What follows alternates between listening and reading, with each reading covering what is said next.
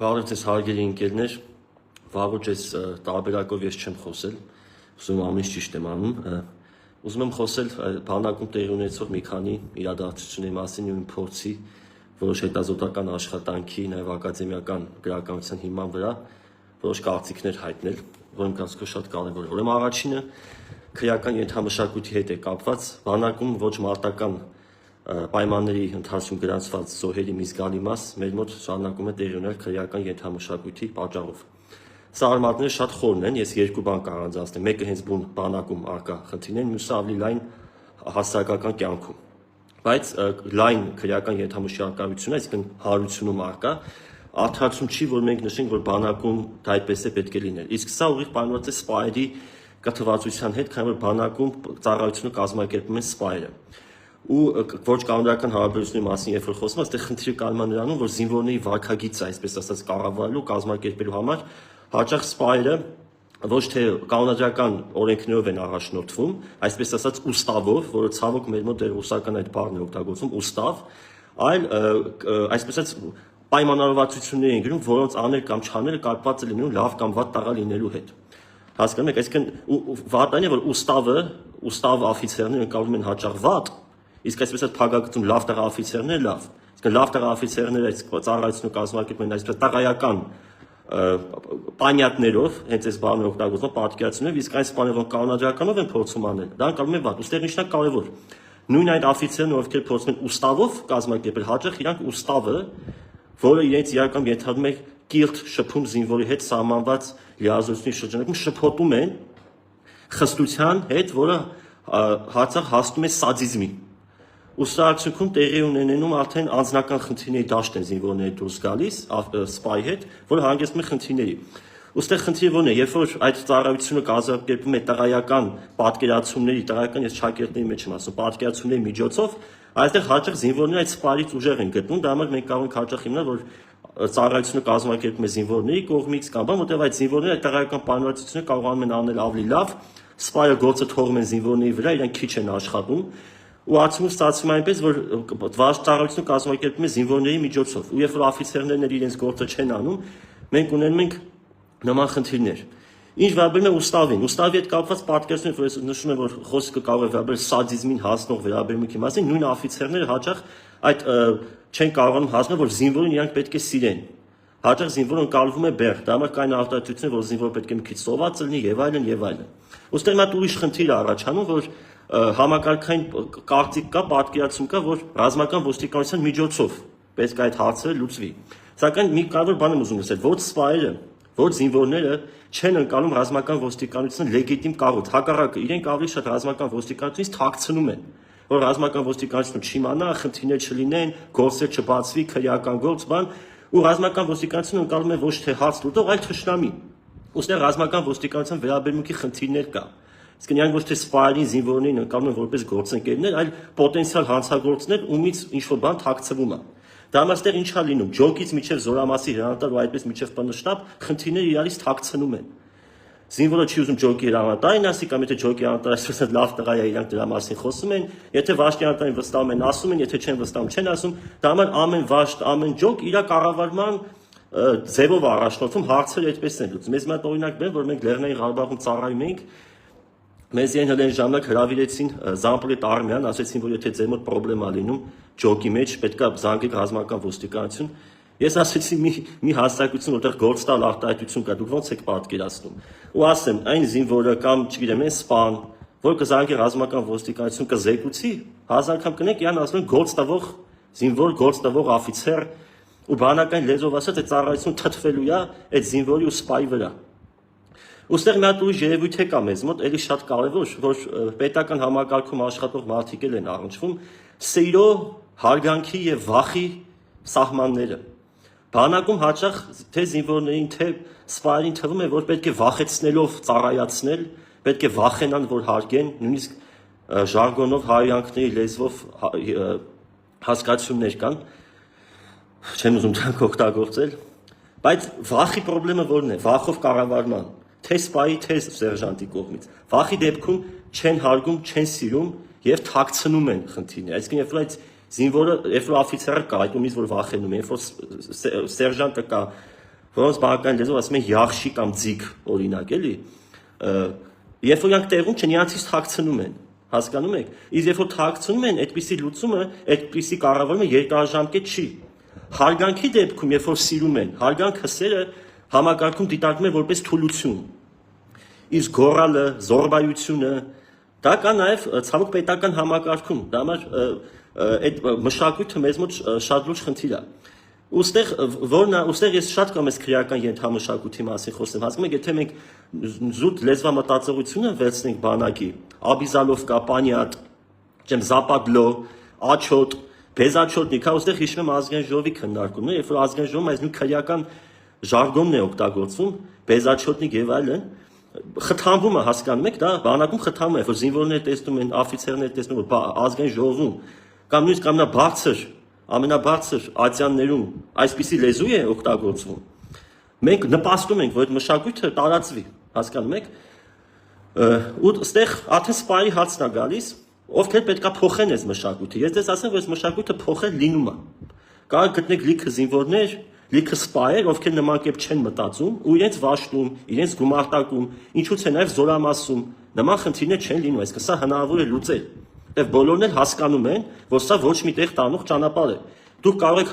հարցնել, կոպիտ ասած, այսպես ոչ կանոնադրական կերպով ծառայած զինվորներին, որոնք տարբեր պատճառներից ելնելով իրենց ձեռքն են վերցրել վաշտում կառավարումը, գումարտակում կառավարումը, չգիտեմ, վաշտի կառավարումներին ասում են վաշտավիկ, գումարտակ կառավարումին բատալյոնշիկ, զորամաս կառավարողներին ասում են պալկավոյ ծառայում է։ Այդ բոլոր տեղեքին, որ դուք հարցնեք, իրանք կասեն, որ ես չէի ուզի տենց ծառայի։ Դե այդ դեպքում իշո մեկը դատվում է, այդ դեպքում իշո մեկի վրա կրակում են, այդ դեպքում իշո մեկին սպանում են, որտեղ հաճախ նման ծառայությունը իրականացվում է վախի միջոցով։ Լինում է, որ նաև սիրով եւ հարգանքով է արվում։ Բայց վախ թեուշ ծնում է հակազդում։ Դա մոտ կրակելու դեպքերն նայեք, շատերը կրակում են, ասենք հետևից, կրակում ինչ-որ փափուկ տեղ, որ չսպանեն, շատ են կրակում, որտեղ վրեժ ա կուտակվել։ Ոստեղ գալիս այդ քրեական նաև խլեշի հարցը, հասկանում եք, մենք այս խլեշի հետ կապված խոսել ենք։ Խլեշը ծնողական հայոյանքն է։ Ծնողական հայոյանքը Հայաստանում, տղաների շրջանում շարունակում է մնալ տաբու։ Դա այդ մենք այն մակարդակին չենք, ես չեմ մտածում, որ դա լավ մակարդակ է կամ հակառակը, որ դա սովորական է, ոչ։ Իսկ կոնֆլիկտները կարող են սկսվել ամենափոքր բանից, իսկ երբ որ կա կառավարման պակաս, կոնֆլիկտներ կարող են լինել ամենափոքր բանից, ասենք օրինակ մաքրության կազմակերպումից, կամ կրակային շարային գնալուց, կամ պալացում բարձր չերկելուց, հասկանում եք։ Ու այս կոնֆլիկտի էսկալացիան չի կառավարվում։ Գնում ու կարող է հասնել ծնողական հայոյանքի։ Իսկ ծնողական հայոյանքի դեպքում ի՞նչ է տեղի ունենում։ Կամ կողմից մեկը փորձում է մյուսին մաքսիմալ ցավ պատճառել, որ կա հասնում մինչև սպանություն, հասկանում եք, կամ այդ տղեն ընկնում է ահավոր հույզերի մեջ, լեզվով ասած վնուշկա, գրոյկա։ Այդ ինչ է անում, հասկանում եք, այդ տանում է ինքնախեղման, ինքնասպանության փորձի, դա ասում է, չէ, հասցրել են ինքնասպանության, հասցրել ինքնասպանությունը ո՞րն է։ Երբ որ այդ տղային արտավել են ծնողական հայոյանք, վատ քֆուր լեզվով ասած։ Ու ես ասում եմ, դու պիտի հելնես քո պատիվը պահես։ Իրան ստիպում են, հասկանում եք, իրան ստիպում են, այս նաև բուլինգ է, հեյզինգ է, այդ լեզուներով ասած, հասկանում եք, բայց Եվրոպայում կամ Ամերիկայում բացատրեն բուլինգ, հեյզինգ հայկական միջավայրի մեջ անում, այդ այնտեղ խոշտանգում կընկալվի։ Ու այդտեղ կամ ինքը պետքա կյանք վերցնի, կամ ինքը իր կյանքով նա վերցնում, հասկանում եք։ Ու այս մտածելակերպը ի՞նչն է կա, որ այս այնպես չի, որ մենակ զինվորների շրջանում է այս մտածելակերպը, ոչ։ Այս մտածելակերպը նախ եւ առաջ սպայերի մոտ է։ Այս հարցը պետք է լուծվի Վազգեն Սարգսյանում։ Մեզ պետք է նոր սերնդի, որակյալ, այդ նաև պատերազմում անցած սպայեր, ովքեր նման մշակույթը չեն հանդուրժում, ու այս հարցը լուծում են սիրով եւ հարգանքով, այլ ոչ թե շատ վախ գեներացնելով։ Սա մասին շատ երկար կարող խոսամ, օրինակներ կարող բերեմ, բայց ասածս որ ռազմական ոստիկանության պետին փոխելով այսպես ասած նայեզներ անելով զորամասերում, գիշերներս թաքուն ստուգումներ անելուց, այդ խարոշի լավ տեղեքին կանչելով, վախացնելով, ասոբիստներ ներգրավելով, այսպես ոնց որ քաղաքում են մեկ-մեկի շուրջ, չէ՞, քրեական ռեյդեր են անում, հավաքում են, տանում են, ասում են էլ չանեք։ Այդ հարցի լուծում չի, հակառակը, ավելի վատ կարող է լինել։ Ինչ վերաբերում է, որ ասում են հանրության դրսից է գալի, հա այդ խնդիրը կա, քրեական ենթամշակույթի խնդիրը կա, բայց հարգելի ընկերներ, եթե ազգային ժողովում շարունակվում է այդ լեզուն, եթե մեր մոտ էլի ցույց են տալիս այդ նույն սերիալները,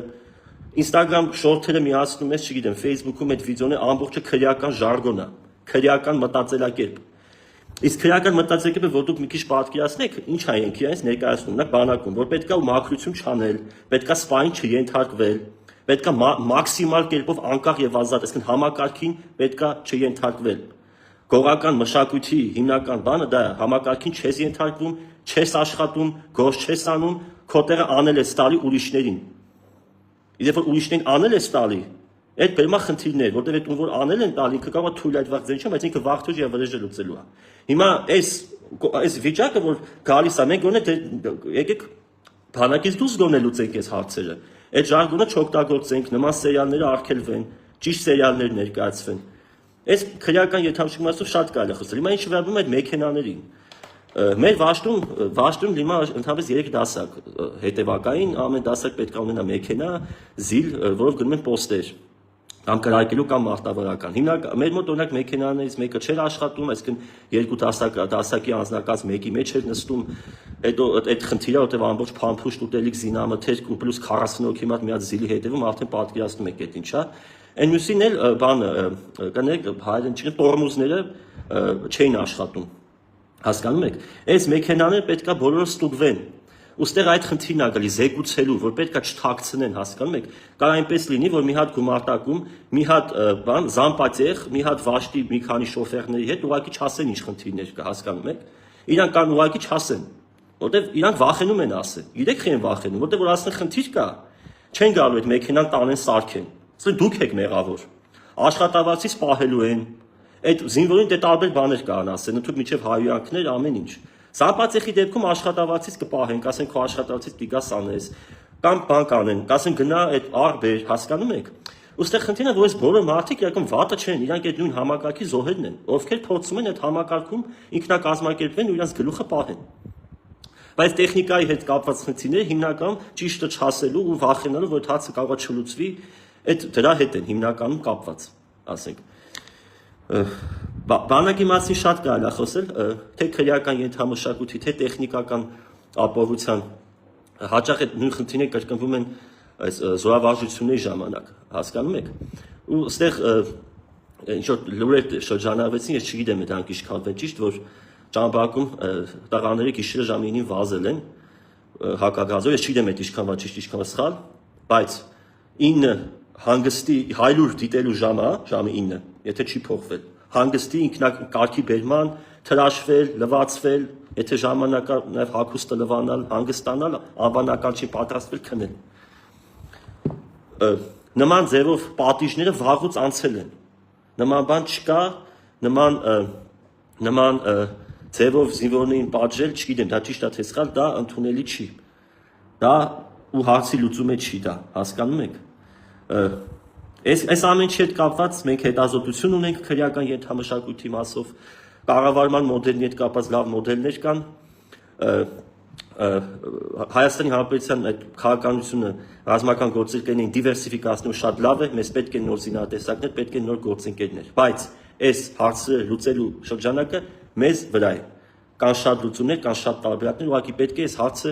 ճիշտ կերպով լուծել։ Իսկ ճիշտ կերպ իմ կարծիքով պատրաստել որակյալ սպայեր, գործուղել ամեն գումարտակ, ամեն զոհամաս մեկ որակյալ սպան, ով կունենա համ գիտելիք, համ հեղինակություն, կարող է մթնոլորտ փոխել։ Ու հետո այդ ամեն ինչը կարելի է ինստիտուցիոնալացնել։ Շատ երկար չխոսամ, ուղղակի ուզեցա կիսվեմ, որտեվ իմ կարծիքով պատերազմի ժամանակ, երբ որ մենք գործեցինք այդքան ընկերներ, հետո էսկալացիաների ժամանակ էլի գործվեցինք ընկերներ, այժմ խաղաղ պայմաններում մենք պարտավոր ենք այս հարցերը լուծել։ Հակառակ բարգամ ոչ մեկ էլ չի կարող մեղադրել ծնողներին, ովքեր ամեն ինչ ամեն որոնց ձեռքը բանակ չգնան ու հակառակը։ Մերսի։